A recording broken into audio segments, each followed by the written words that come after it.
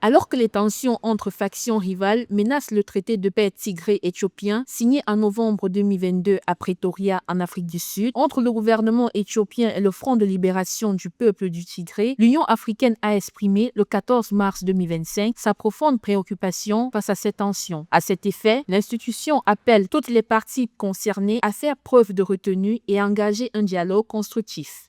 L'Union africaine a parfaitement raison de s'inquiéter car la situation est très loin d'être réglée malgré la signature des accords de paix entre l'Érythrée et l'Éthiopie. Il y a deux points de tension. Le premier point de tension se situe au niveau érythréen. Il y a, malgré l'indépendance de ce pays, des luttes fratricides internes pour justement conquérir et garder le pouvoir. Et entre ces deux pays, et c'est là où se trouve le deuxième point de tension, les problèmes de frontières n'ont jamais été réglés. Elles ont été Avec une population d'environ 6 millions d'habitants, la zone du Tigré, située au nord de l'Éthiopie, a été le site d'un des conflits les plus violents des récentes décennies. Ce combat qui a éclaté entre novembre 2020 et novembre 2022 opposait les forces fédérales et l'armée de l'Érythrée aux insurgés tigréens. Selon l'Union africaine, le conflit a causé la mort d'au moins 600 000 personnes et a entraîné ainsi le déplacement de près de 2 millions d'individus dans cette région et ses alentours.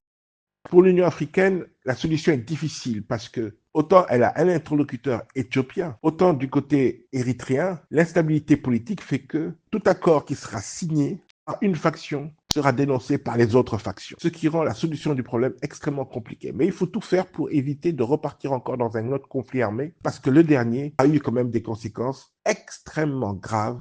Ces nouvelles tensions font suite à des retards sur la mise en œuvre du traité de paix tigré-éthiopien. Face à cette situation, l'Union africaine a encouragé vivement les parties à respecter les obligations inscrites dans l'accord de cessation permanente des hostilités de 2022.